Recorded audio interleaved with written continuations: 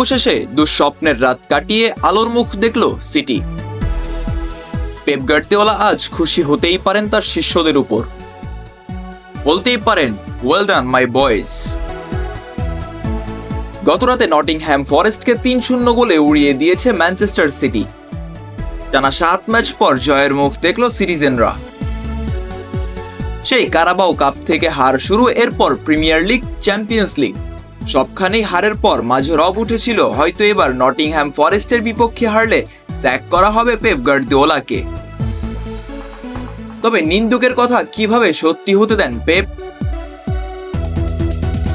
D Bruyne, Bernardo Silva, Jeremy Doku ছিলেন গতরাতের ম্যাচের কাণ্ডারি।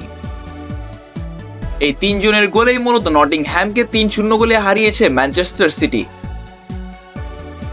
তবে পেপ গার্দিওলার এমন ট্যাকটিক্স নিয়ে চিন্তিত হবার কথা সবারই, কারণ না ছিল ডিফেন্সের ঠিক, না ছিল মিডের ঠিক। কিভাবে কি করবে বড় মঞ্চে সিটি? আসলে সিটি ম্যাচ জিতলেও এই ছন্নছাড়া ভাবে খেলাটা গত ৭ ম্যাচেই সিটির ব্যর্থতার কারণ হয়ে দাঁড়িয়েছিল। গত ম্যাচে দেখা গেছে সিটি ডিফেন্ডাররা ঠিকমতো ম্যান মার্কিং করতে পারছেন না, বল পাসিং, ক্লিয়ারিং কিছুই ঠিকমতো করতে পারছেন না। এর উপর দেখা যাচ্ছে মিডের খেলোয়াড়রা ঠিকমতো ফরওয়ার্ডদের কাছে বল সাপ্লাই দিতে পারছিলেন না। এতে আরো বেশি অঘটন ঘটতে পারত সিটির বিপক্ষে। তবে ডি ব্রুইনা, বার্নার্দো সিলভা বাঁচিয়ে দিলেন সবাইকে। এর উপর জেরেমি ডোকু ভালোভাবেই সাপোর্ট দিয়ে গেছেন সবাইকে। তাদের মাথায় চিন্তা ছিল কিভাবে ম্যাচটা বের করে আনা যায়, কিভাবে কি করা যায়।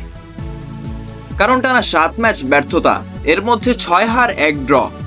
সিটির নামের পাশে এইসব কথাগুলো বড্ড বেমানান। বিগ ম্যাচ ছিল এটি। সিটির জন্য এখন প্রতিটি ম্যাচই বিগ ম্যাচ। এইসব ম্যাচগুলোতে হাল্যান্ডের ভূমিকা থাকার কথা ছিল সবার আগে। তবে এই দিন হাল্যান্ডকে অনেকটা নিষ্প্রাণ দেখা গেছে ইতিহাদে। একের পর এক মিসে নিজে হয়তো নিজের কপালকে দুষছিলেন হাল্যান্ড। কি হচ্ছে হাল্যান্ডের সাথে এইসব? তবে সব কথার শেষ কথা হচ্ছে, সিটি জিতেছে, সমর্থকদের মুখে হাসি ফুটেছে, পেপ গার্দিওলার মাথা থেকে চিন্তার ভাঁজ কমছে ধীরে ধীরে।